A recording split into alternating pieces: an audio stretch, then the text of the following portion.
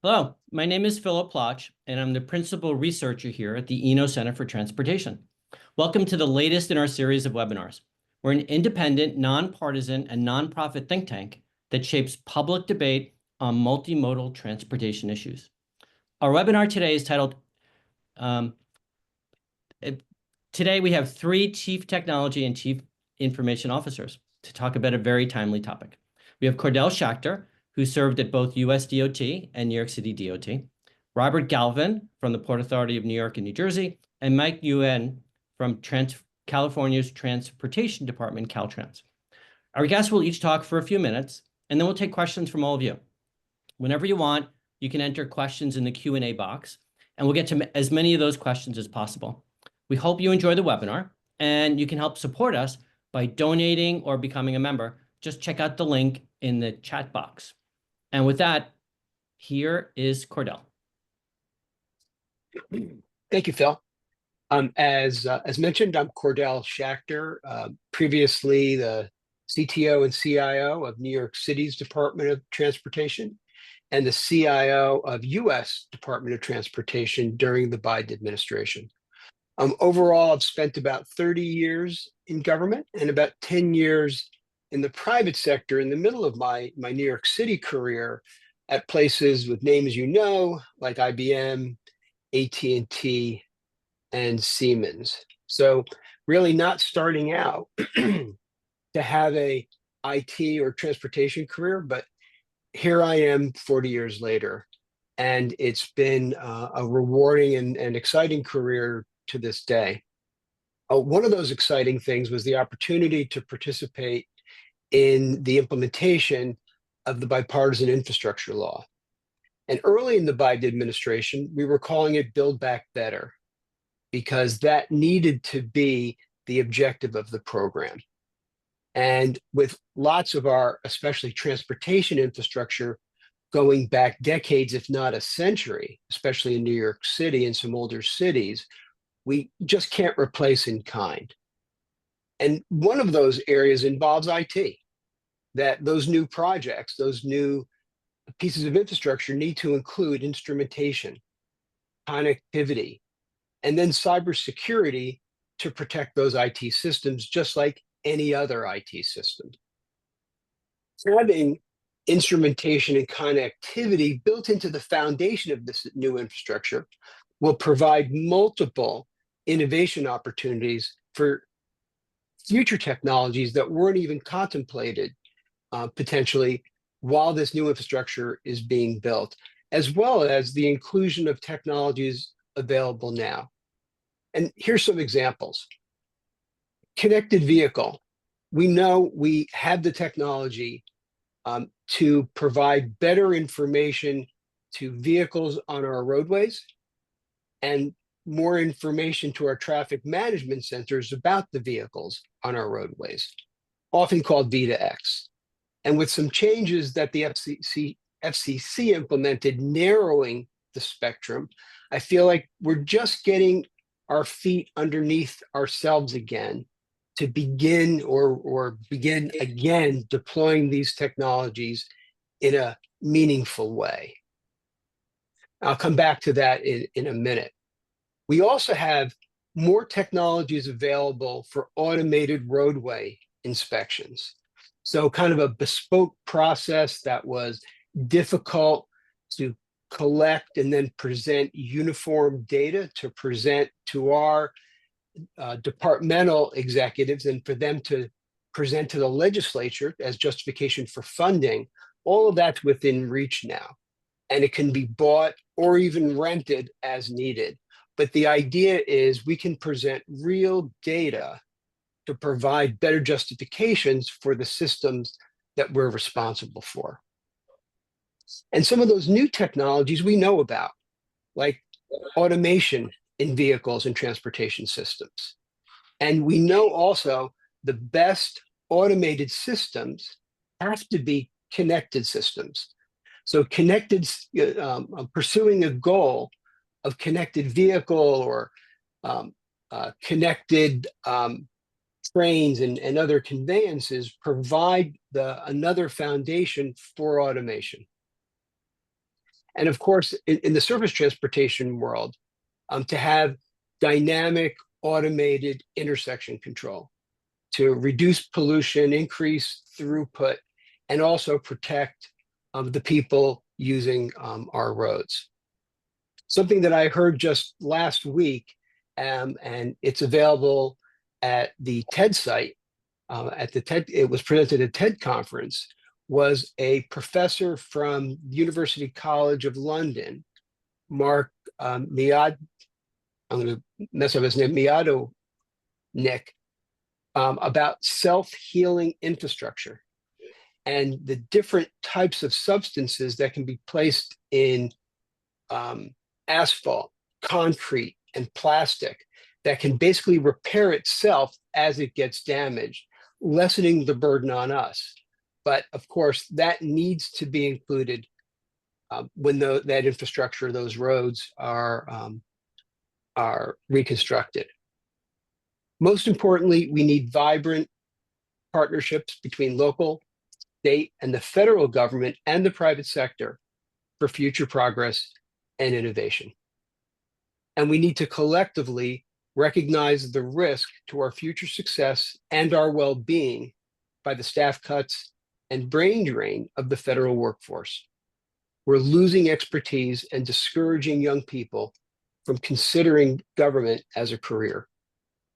With a skilled, motivated workforce and foundations of sufficient maintenance, instrumentation, connectivity, and cybersecurity, we all can bring transportation fully into the 21st century.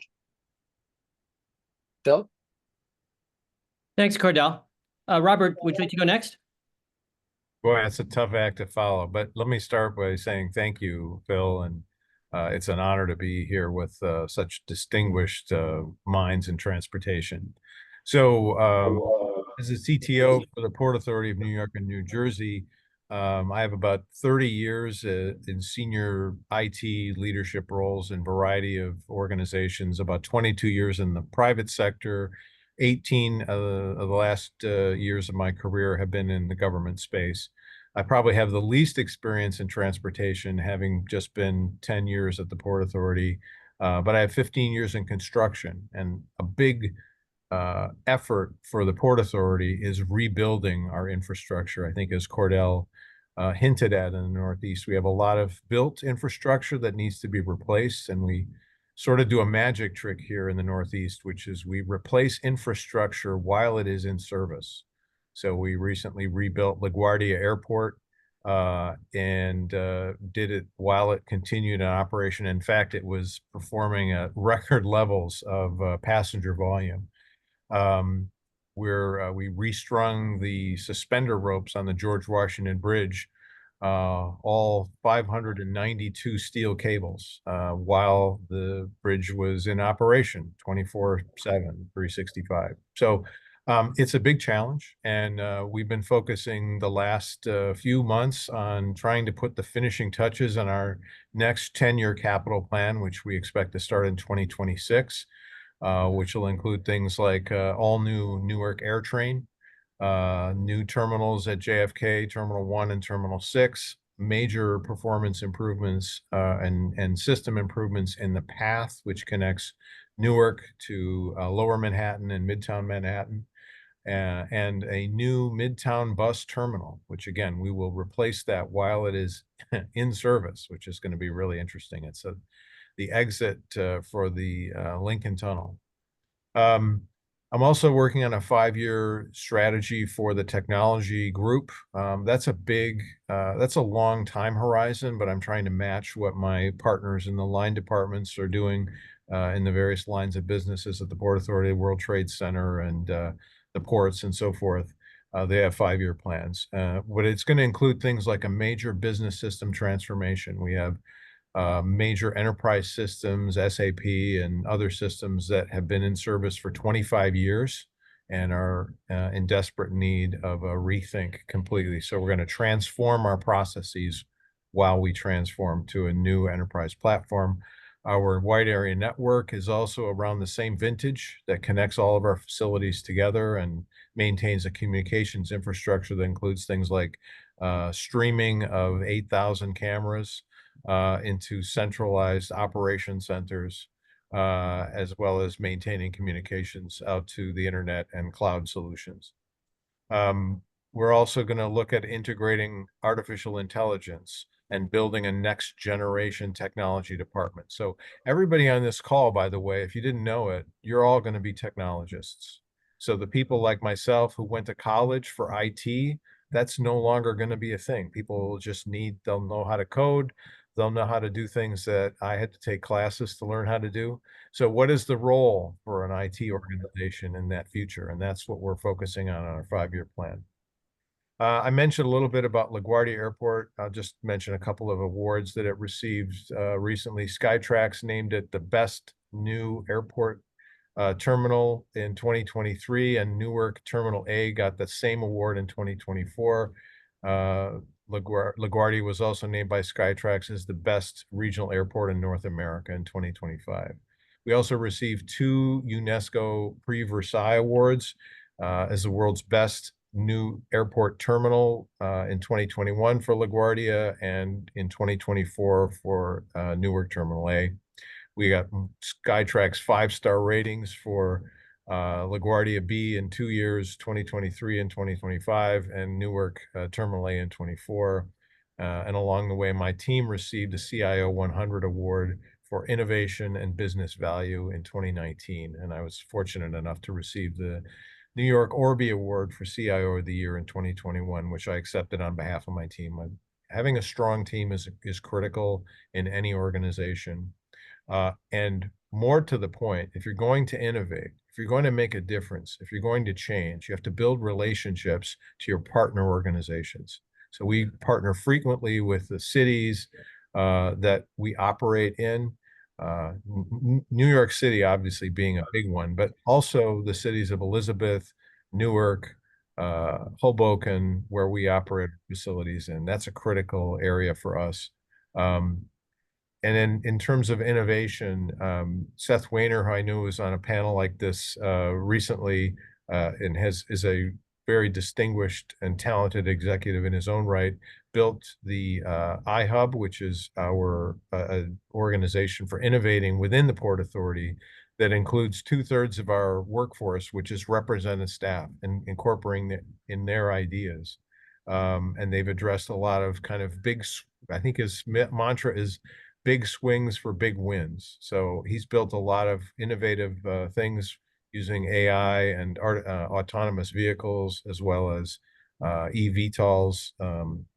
We've done successful pilots with autonomous vehicles. We have the advantage that some organizations don't have with dedicated roadways. So we can deploy technology independent of the regulations that happen to be around us to see how well they perform in all kinds of weather conditions and traffic conditions and debris conditions, et cetera. So we've actually deployed a giant Roomba on the ports, an autonomous street sweeper. Also, we've worked with MTA and others on a transit tech lab for 6 years running now, where we bring in kind of the startup organizations and introduce them to some of the knotty problems in technology and transportation. And we've conducted a number of significant wins in that space, including using voltage monitoring as a way to identify problems with elevators and escalators and other vertical transportation systems. We use grid matrix, which is a technology I think Cordell referred to in terms of intersection improvements. It uses the cameras, turns them into sensors, and identifies close calls, not necessarily waiting for accidents, to make recommendations to traffic engineers to help change the painting or the striping or the traffic flow, et cetera. So challenges that we're facing, I'm sure we're going to talk more about this, related to cybersecurity. That's a big issue for us. Maintaining the security of critical infrastructure is a paramount and a high priority for the organization, as well as, lately tariffs and inflation. We're having to rethink our 10-year capital plan that was close to being complete. And then recruiting, retaining, and training the workforce of the future are all big issues for us. So I'll stop there and look forward to hearing from my other panelists and what our attendees have to bring to the table. Thank you. Mike, can you go next, please? Sure will. Good day, everyone. I would have to say double wow. Such an honor to be part of a member of a very distinguished panel this morning. My name is Mike Nguyen, and I serve as the Chief Technology Officer at the Department of Transportation in California. We call ourselves Caltrans. And a little bit about Caltrans for those of you who may not be familiar with us. We're about 22,000 plus employees strong. We're organized in 12 districts, and we operate out of more than 500 sites statewide. This morning, I'd like to spend a little bit of time on what I've been doing with my team since I've been at Caltrans.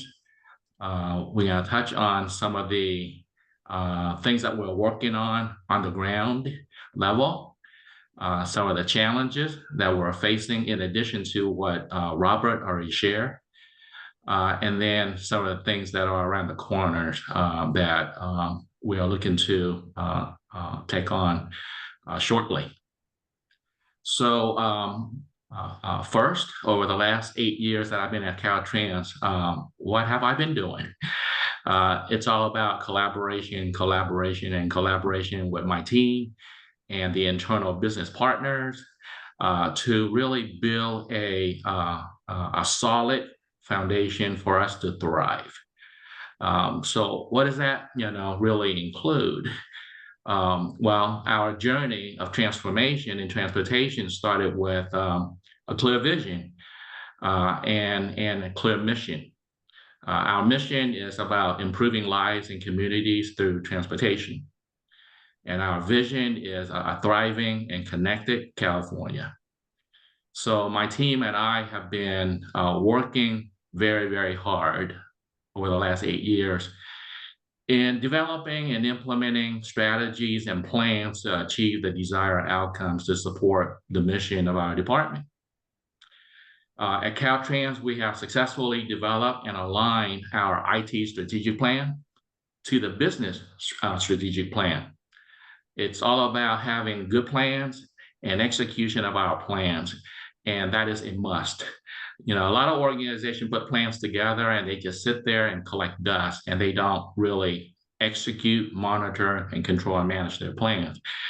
What separates us apart from all of those organizations is we have created a repeatable process. We're now in our second version of our strategic plan. Each was for 4 years, and we're in our second version of it. We update it, we manage it, and we follow through to make sure that those actions that we identify to support our goals are carried out on an annual basis, which we call our tactical plan.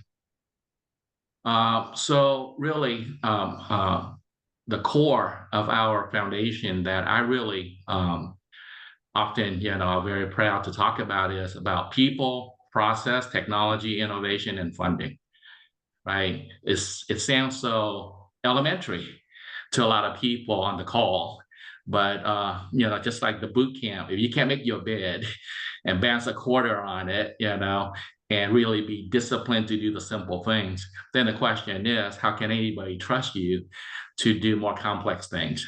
And that is our operating principle. Let's do the simple things. Let's do the hard things, but let's do, the required things and do it right, do the right things to make sure that we're successful. So totally agree with Robert, challenges that we face here. It's about attracting talents, retaining talents, right? It's people, our greatest asset. And we spend a lot of time making sure that, we attract, hire, develop, and protect our greatest assets. How do we gain operational efficiencies? It's about establishing and maintaining and improving our repeatable business processes and procedures to enhance operational efficiency. And yes, I'm a technologist, I have a degree in computer science, so a fearless champion for technology and innovation. So we're constantly evaluating, adopting, and implementing sustainable solutions to really advance our business operations. But nothing will happen unless you have funding. You all know that. So you have to be a relentless champion to promote good ideas and really taking things from concepts to operations. And you can't do that without solid plans and executions and the people to help you really execute those plans.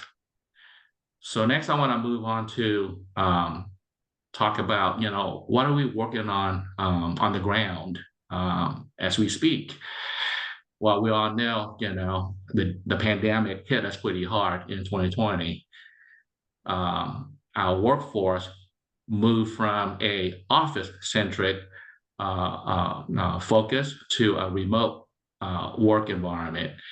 So a lot of people went and, continued work remotely. But about 2 years ago, we started transitioning our workforce back into the office. And on the average, people have been doing about 2 days per week and 3 days remote. But recently in California, our great governor has came down with a mandate to make sure that we increase that number of days in the office to promote collaboration. And we're going to go from a 2 to 3 days work week or a work in the office to 4 days. And so as technologists, we were very good in transitioning people to remote, and now we're transitioning them back and more days in the office. So that's what we're working on to support that operation. We touch on V2X. Caltrans has been involved in this, researching and developing on this platform since 2015. We have active deployments in 4 districts in San Diego, Southern California, the Bay Area, and NorCal. We have close to 1,000 devices that have been deployed on our roadways and intersections, anything ranging from work zone alert, queuing, queue warning alert, wrong way driver detection and alert, as well as the transit signal priority. We are working in enabling all 12 districts to participate in the V2X testing. And what we are working on shortly, we'll be developing standards and architecture for V2X so that we can standardize, and roll this capability out to all of our districts statewide. Of course, we got to work on funding strategies to deploy V2X devices. I talked about part of the solid foundation that we're trying to build to thrive. And I hope that everyone is doing this. And if you are not, you may want to take a step back and consider it. I call it life cycle management program. Anything and everything that we do in terms of technology, whether it's IT or operational technology, we call it OT in California, has a lifespan. It's just like tires, that on our cars. Everything is rated for X number of years or miles that we should pay attention to. And we want to be in what I call a proactive management position, meaning that we should basically change those tires out before they blow up with our loved ones, while we're in transportation mode. The same thing with technology and OT. We want to be a good steward of our transportation system. We want to be in a proactive mode so that we want to replace these devices that are coming to end of life or past end of life before they break, to avoid disruptions to our travelers, our business operations, and so on. One of the things that we are very proud of is we're modernizing. Mike, is it okay if I interrupt you for a second? Sure. Okay, great. So I have a question. So Cordell and Mike, you both mentioned connected vehicles and V2X, which is vehicle to everything. Could you guys explain what, for those people who aren't familiar with it, could you explain what that is, and also what transportation agencies' role is with this. Cordell, I can't hear you. You're muted. Yeah, I was just going to give the floor to Mike first. Let him continue. I think he was going there. Okay. I'll take a stab at it, Cordell, and I'll hand it over to the big brothers from New York. A V2X is all about the vehicles having capabilities to talk to, they are smart with intelligence, and they can talk to our infrastructure. And the infrastructure that we're trying to build is to put devices on our roadways to be able to communicate with those enabled vehicles so that we can improve the safety of our travelers. So that's one way, very simple way to dump it down to look at it. I'll hand it over to Cordell and Robert to add more to that. Yeah, so the history of the terminology is when connected vehicle and 5.9 communications first became better known, although they've been around probably for 10 to 15 years. We had use cases for vehicle to vehicle, so we talked about V2V. We had use cases for vehicle to infrastructure. We talked about V2I, like Mike mentioned. We even had vehicle to pedestrian, and we call that V2P. And it got very confusing since it was the same technology, just different use cases. And people pretty much have standardized on V2X. And the thing that we have that's very powerful is we know in our infrastructures, they're becoming instrumented. And it takes the likes of us, CTOs, CIOs, transportation engineers with a background in communications, to add communications to their infrastructures anyway. So in New York City, we moved from a wired network infrastructure connecting all of our 13,000 traffic signals to a total wireless. And then we've upgraded that from 2G to 5G about 5 years ago. So connectivity is really where it's at. And since you have that base of technology in the infrastructure, why not have the vehicles using that infrastructure also communicating with them, since the automobile manufacturers are installing 5G in many vehicles, and we all have GPSs or our phones. So even if the vehicle is legacy, there's other devices that can talk to the infrastructure, and very importantly, and this was part of Mike's message, receive what we term BSMs, basic safety messages. You're going too fast. There's a red signal ahead. You're on a bank curve and you're moving too fast. And we're trying to figure out, and the whole surface transportation community is trying to figure out what's the best and safest way to communicate those messages in a way that augments and assists the driving experience without distracting from it. Great. I'll just add on a little bit to what Cordell said. So I volunteer on a board of an NGO called OmniAir. OmniAir certifies V2X communications technologies. Started out to certify the tolling systems and the tolling devices that people install up on their windscreen in their cars.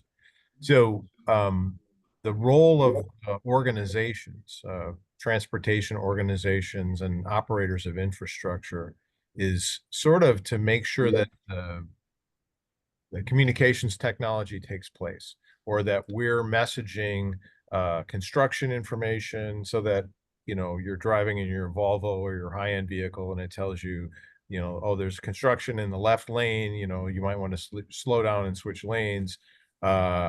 And we're just trying to figure out, as operators of that infrastructure, which infrastructure we need to prepare for and what kind of messaging we need to do, and so on and so forth. So it's a fascinating world for me, because when I came out of, you know, IT and technology, this wasn't even a thing, but it's coming. It's got some amazing potential for us beyond the tolling application, and obviously public safety is another one, and, you know, priority based traffic lighting, so that buses can change the signal to operate through express service from one part of a transportation network to another part. Okay, thanks. Thanks. So a sort of a basic question. We have chief information officers and chief technology officers on the call. Could somebody explain the difference between a CIO and a CTO?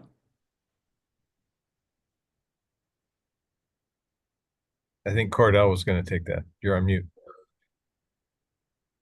You're still on mute, Cordell. Thanks again. Always embarrassing when a CIO doesn't seem to be in control of their equipment. Or a CTO. Or a CTO. CIO is the legacy term that is used for the person or people, CIO organizations, in charge of an organization's digital systems. In the federal government, the term is still used very widely. And by law, every department and agency has to have a CIO. Mm-hmm. In other jurisdictions, state and local governments, CTO has been used more flexibly to really, I think it's a kind of minor point, but in the acronym Chief Information Officer, we were never responsible for everybody's information, right? Mm-hmm. Everybody was responsible for their own information. We helped safeguard it or store it or helped implement data destruction policies, for example, to lessen the burden on organizations for keeping around, old, obsolete information. But we were never responsible for their information. But it's just kind of a term of art now, especially when we use acronyms without really knowing what they mean. CTO, Chief Technology Officer, specifically aimed at the technology within an organization to have that person be responsible for it. And I know some of my fellow panelists also, especially Rob, operates under this term.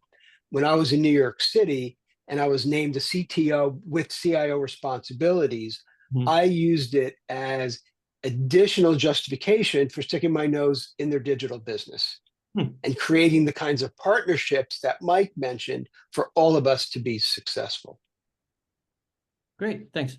So I'm curious about something. So when you think about technology for transportation agencies, you're thinking about technology both internal, right? So that everybody can use their phone and their computer. So you could monitor traffic, whatever you're doing. But then also there's that external piece, right? So the customers can use the technology. Customers can take advantage of the technology. It seems like at any one moment, something's going to break.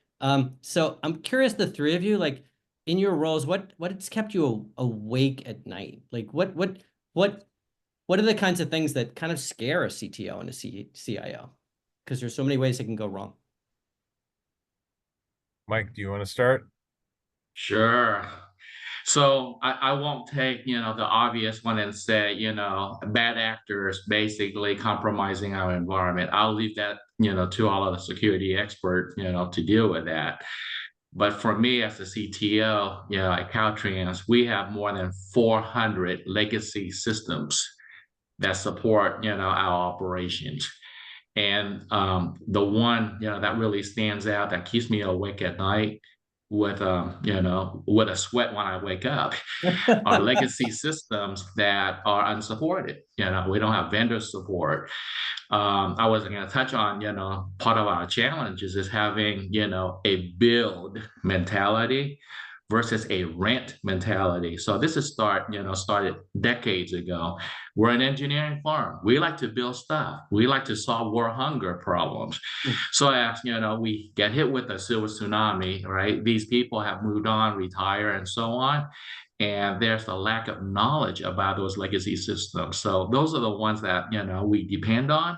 There are so many of them, and there are only so many people, resources, funding, and time to modernize and refactor them. So when we don't have support for them, and when they break and they disrupt operations, that's those are the ones that are toughest to deal with. So I'll stop there. Okay. Yeah, so Phil, you touched on something that's pretty important. So it used to be when you were a CIO or a CTO, your mission was clear, keep the systems up inside the organization. And that has totally flipped around. A big focus for us at the Port Authority is customer experience. And so we had to build public-facing applications, Ride Path, for people to take the path that has real-time train arrival information. We just rolled out a mobile app for taxi drivers so they can join a virtual queue to get dispatched at the airport from even like 30 miles away. It used to be you had to come to the airport, park in a lot, first in, first out, and you might wait 2, 3, 4 hours to get dispatched. So now they have a mobile app that lets them do it. So to answer your question about what keeps me awake at night, there's actually two. One of them has to do with these public facing apps. So as the United States is generating friction around the world, for various policy changes, at the same time, we are sort of lowering our defensive shields when it comes to cybersecurity threats, and the teams that provide a lot of critical information to our organizations who are responsible for cybersecurity on what to look for, what indicators to compromise, to be on the lookout for. That's a problem. I'm concerned about that. The other one is sort of a slow burn off in the distance, and this is something maybe you've heard about, maybe you haven't. It's called the post-quantum encryption. So the underlying technology that drives all the commerce on the internet is based on some very difficult math problems that take traditional computers long periods of time to solve. With quantum computing, sometime in the next 4 years, it's going to become affordable enough and available enough to be able to use quantum computers to solve those math problems for encryption in fractions of a second. So that makes vulnerable our entire e-commerce infrastructure. And so I'm worried about how we're going to get past that. It's kind of the Y2K for this generation to solve. So keep your eyes peeled for that one. All right. Thanks for the extra worry here. And Cordell? Yeah, so I'll start off with my wise guy response, because I get asked this periodically, is that I don't really have any trouble at night. I sleep like a baby. I wake up every 2 hours and scream.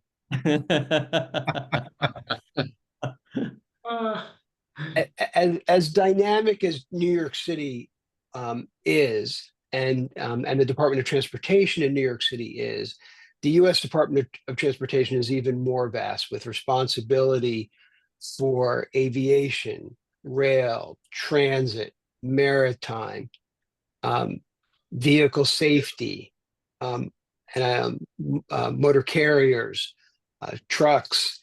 And then we were faced initially with not just COVID, as Mike referenced, and the same types of issues with remote versus office work, but the White House specifically asked Secretary Pete Buttigieg to solve the supply chain crisis, which is a whole separate webinar, Phil, if you need ideas for future webinars.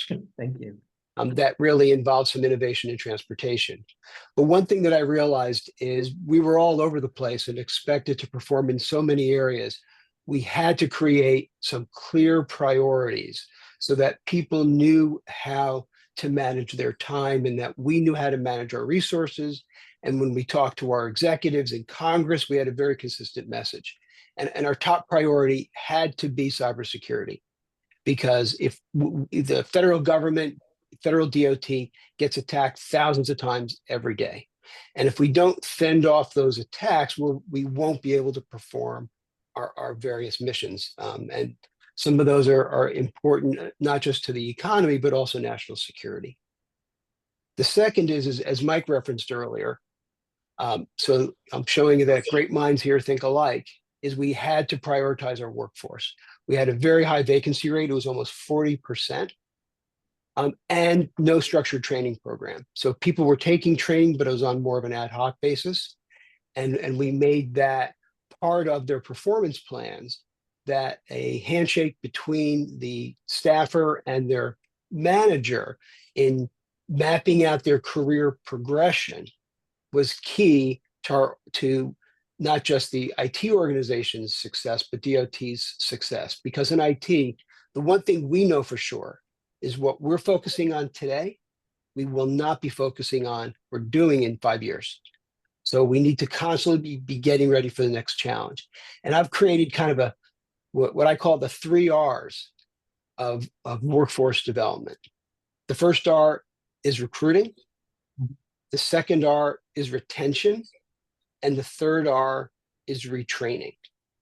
And I believe we need those 3 things to attract and keep a qualified, motivated workforce.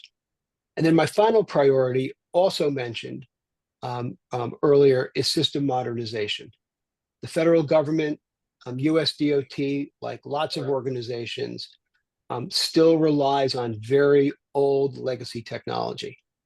Where that technology is not connected to the internet, it's probably safer than other systems that are. But there are plenty of systems, old systems, that are talking to each other, talking to other systems, talking to the internet, that are not able to be protected as well as more modern systems.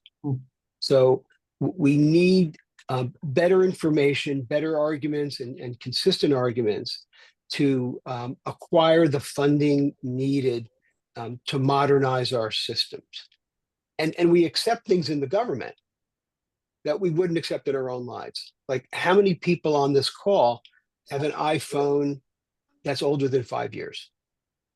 We can see it in our hand that it's obsolete. But because some of these large government systems are in data centers and locked away and provide a minimum level of service that people have gotten used to, they're not getting the customer experience that they could be. And the public at large, and even our leaders, government leaders, don't understand potentially how vulnerable they are. So I believe by focusing on those three things, no one's going to be perfect. Everyone's going to get hit, especially with the cyber challenges attracting and keeping a workforce. And then when the federal government, that's even harder. And then operating older systems. But at least if you're headed in the right direction, I believe that kind of offense is your best defense. So I think I just heard Cordell said that his systems were attacked thousands of times a day by malicious actors. Mike and Robert, is that the same thing that you have at your agencies? Like, constantly people are trying to find the vulnerabilities and get in there? Absolutely. I mean, it's sort of I've gotten this kind of backward reporting thing where, said, oh, the systems in LA were, the LAX airport were attacked millions of times last month. And I'm like, all right, so they're including all kinds of, just kind of random background noise on the internet that's malicious traffic. It is malicious, but it gets filtered out by the firewalls. You never really see it. Yeah. But yeah, that is true. There are people who are, and it's getting worse because it used to be what we call script kiddies. People would download a kit that they could use to like unpack a bunch of malware and just point it at some domain and just see what happens. They don't really know what they're doing, but if they break in, it's bad. There's more intelligent things, or I can hire a service to break into somebody's system and pay them on behalf of, just because I don't like them. So it's kind of a scary environment to operate in. But yeah, we have that all the time. And you too, Mike, huh? What I'll add to that is the bigger you are, the bigger, attack surface you have. Yeah. So Caltrans is big, and I can't reveal what the number of failed attempts really is, but we have to deal with, many, many measures to put in place to ensure that we protect against those bad actors. Nowadays, what's scary is that they have a lot of ways to get through your firewalls. It's called phishing, right? They deliver those, packets through your email. And you have a workforce that's not trained, right, in terms of those opportunities, and they click on those links and divulge their, private and confidential information. It gets very scary. So, those are the measures that we got to put in place to make sure that our ecosystem is protected. So we only have a minute or so left. Does anybody have anything that they want to add? We don't have any time for any more questions. Yeah, I was going to add, there's one of the questions in the chat was about AI. So I thought I would throw that in there. You can't get a group of IT people together without talking about AI. So congratulations to whoever asked that. They got a certification in AI, which is great. So Gartner has this thing called the hype cycle. It's a curve that looks like this, has a peak and then a deep trough, and then kind of it evens out over time.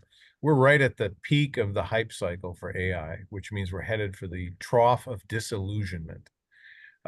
So the answer to the question, how are your AI initiatives being received by your decision makers? It's decidedly mixed. We got a bunch of people who look at this as, it's the end of the world, it's the Terminator, which there's a great article in The Guardian about how not to use the Terminator as the metaphor for AI. I point anybody at that. But we're tracking like, a dozen projects that are AI related. I just happen to be sitting around. So it's a real thing. I think we're scrambling to figure out how to get value out of it. So it's not just like a toy, but really deliver something that really makes a difference. And not just something people subscribe to, because we know that the $1 trillion investment that Silicon Valley has made in artificial intelligence needs to be recouped. So we need to find a way to deliver the value, which is kind of where our focus is right now. So I would recommend next month we're having a webinar with Chief Artificial Intelligence Officers. So last year was Innovation Officers. You guys are the technology and information officers, and next is the artificial intelligence officers. It's a fascinating topic, I think. So we have run out of time. I'm sorry that we didn't have more. I just want to say thank you to Cordell and to Mike and Robert. Really insightful, I think, and I appreciated it today. Thanks to everybody who participated. Sorry we didn't get to everybody's questions. And if you want, you can find a recording of the webinar. It's on our website, enotrans.org. And we're going to email a link to that recording to everybody who registered. Make sure to sign up for our mailing list, and you can gain access to Eno Transportation Weekly, our webinar announcements, report releases, and more. And again, thank you so much. Thank you, Phil. Appreciate it. Thanks, everybody who came. Thank you. Thank you.